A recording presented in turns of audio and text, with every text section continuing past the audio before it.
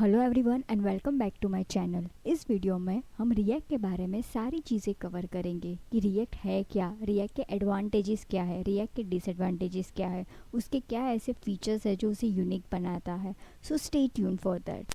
First and foremost thing, react जो है वो एक जावास्क्रिप्ट की लाइब्रेरी है, ना कि वो एक फ्रेमवर्क है। यहाँ पे लोग काफ़ी कंफ्यूज हो जाते हैं रिएक्ट को एक फ्रेमवर्क समझकर, but it is just a JavaScript library. और ये व्यू ओरिएंटेड है, मतलब कि आप अगर रिएक्ट का यूज़ कर रहे हो तो आप आपकी एप्लीकेशन में सिर्फ उसका फ्रंट एंड बना सकते हो। बैक एंड के लिए आपको कोई और टेक्नोलॉजी यूज़ करनी पड़ेगी, जैसे कि .NET, PHP, जावा या फिर कोई भी ऐसी टेक्नोलॉजी का आप यूज़ करके बैक एंड बना सकते हो। बट रिएक्ट से तो आप सिर्फ फ्रंट एंड ही बना पाओगे, बिकॉज ये सिर्फ व्यू ओरिएंटेड है। ऑल्सो जो रिएक्ट है वो सिंगल पेज एप्लीकेशन सपोर्ट करता है, मतलब कि अगर आपने कोई वेब एप्लीकेशन रिएक्ट में बनाई है तो उसका सिर्फ एक ही HTML पेज होगा, और जो भी कंटेंट अगर आपको लग रहा है कि ये अपडेट हो रहा है बाय यूज़र नेविगेशन या फिर यूज़र इंटरेक्शन, तो वो सारी चीज़ें सिर्फ कंटेंट को अपडेट कर रही है, ना कि पूरा पेज नेविगेट हो रहा है।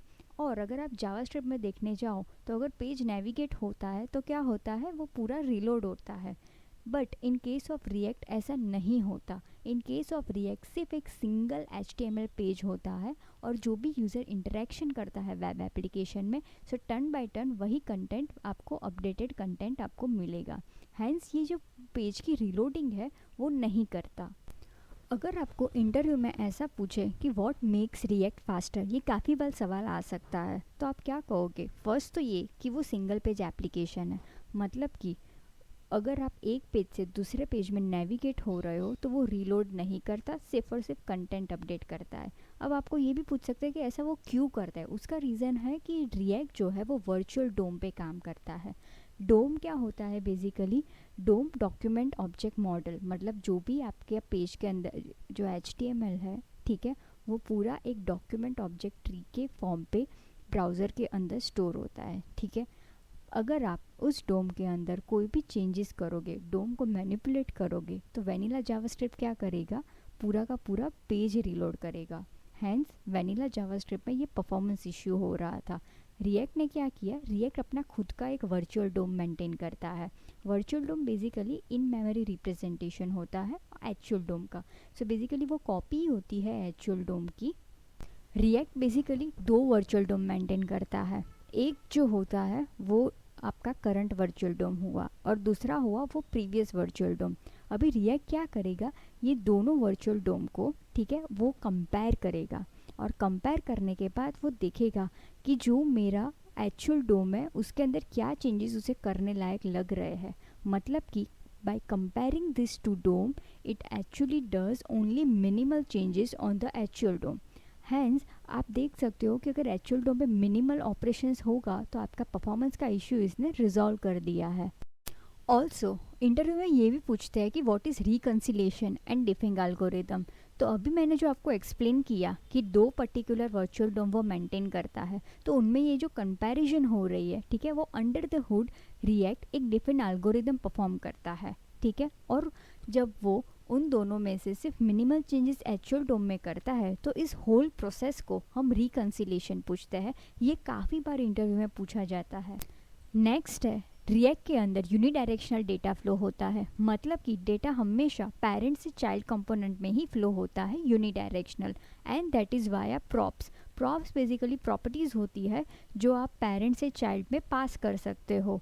Hence in case of React there is always a unidirectional data flow. और अगर यूनिडायरेक्शनल डेटा फ्लो अगर किसी में हो रहा है तो ये आपकी जो भी कोड है, ठीक है, उसको डिबग करना बहुत ही ईजी हो जाता है।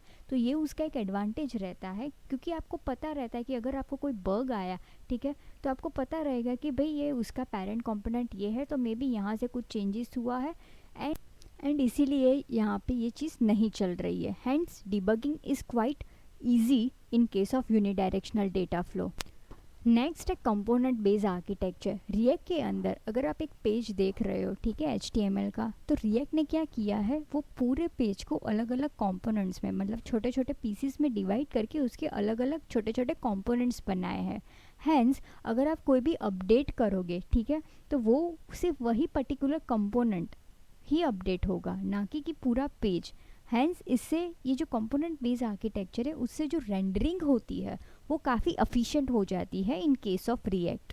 नेक्स्ट है सिंथेटिक इवेंट्स। रिएक्ट के अंदर जो भी आप इवेंट हैंडलिंग कराते हो वो सारी सिंथेटिक इवेंट्स होती है। मतलब कि अगर आपने ऑन क्लिक या ऑन सबमिट में कोई भी इवेंट्स लिखी होगी, ठीक है, तो आपको कोई भी ब्राउज़र में जाके उसका टेस्टिंग, डिफरेंट ब्राउज़र में जाके उसका टेस्टिंग नहीं करना पड़ेगा कि ये चलेगा कि नहीं चलेगा, क्योंकि रिएक्ट अंडर द हुड क्या करेगा, on the basis of what ever browser it is running currently, वो उसे हैंडल करने का अपना खुद का उसने लॉजिक लिखा होगा। आपको क्या करना है, बस वो लॉजिक आपको रिएक्ट को बेच देना है कि भाई ऑन क्लिक पे ये करे, ऑन सबमिट पे ये करे, बाकी सारी चीज़ें रिएक्ट अपने आप हैंडल कर लेगा। अब हम रिएक्ट के एडवांटेजेस और डिसएडवांटेजेस क्या है ये डिस्कस कर लेते हैं। सो जैसा कि हमने डिस्कस किया, रिएक्ट के एडवांटेजेस के अंदर हम क्या ला सकते हैं कि एक तो ये वर्चुअल डोम पे काम करता है, हैंस जो भी रेंडरिंग होती है, जो भी पेज के अंदर अपडेट्स होती है वो एकदम एफिशिएंट होती है, हैंस ये वन ऑफ द एडवांटेज है रिएक्ट का। सेकंड है उसका कंपोनेंट बेस्ड आर्किटेक्चर, क्योंकि उसका कंपोनेंट बेस्ड आर्किटेक्चर है, आप रियूजेबल कंपोनेंट बना के कंपोनेंट बेस्ड रेंडरिंग कर सकते हो। थर्ड है वो यूनिडायरेक्शनल डेटा फ्लो सपोर्ट करता है, एंड फोर्थ है वो क्रॉस ब्राउज़र कंपैटिबल है। मतलब कि रिएक्ट के अंदर आपको क्रॉस ब्राउज़र टेस्टिंग करने की कोई ज़रूरत नहीं है, because under the hood React will take care of. अब हम रिएक्ट के डिसएडवांटेजेस देख लेते हैं। पहले तो रिएक्ट एक लाइब्रेरी है, ना कि फ्रेमवर्क है, हैंस ये उसका डिसएडवांटेजेस है, बिकॉज अगर आपको एक वेब एप्लीकेशन कोई भी बनानी है तो आपको किसी एक्सटर्नल लाइब्रेरी पर डिपेंड रहना पड़ेगा। ऑल्सो आप सिर्फ रिएक्ट का यूज़ करके आप सिर्फ फ्रंट एंड बना सकते हो, बैक एंड के लिए अगेन आपको कोई और टेक्नोलॉजी का यूज़ करना पड़ेगा, बिकॉज रिएक्ट एक व्यू ओरिएंटेड है। इनिशियल लोड ऑप्टिमाइजेशन, रिएक्ट अगर आप कोई बड़ी एप्लीकेशन बना रहे हो तो उसका इनिशियल लोड ऑप्टिमाइज करना बहुत ही इंपॉर्टेंट है। हैंस हम कह सकते हैं कि अगर कोई लार्ज एप्लीकेशन है उसके अंदर ये परफॉर्मेंस इश्यू कर सकता है, so that is also one of the disadvantages of react.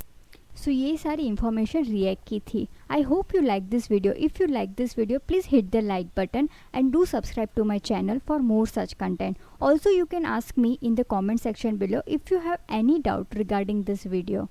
See you then. Bye.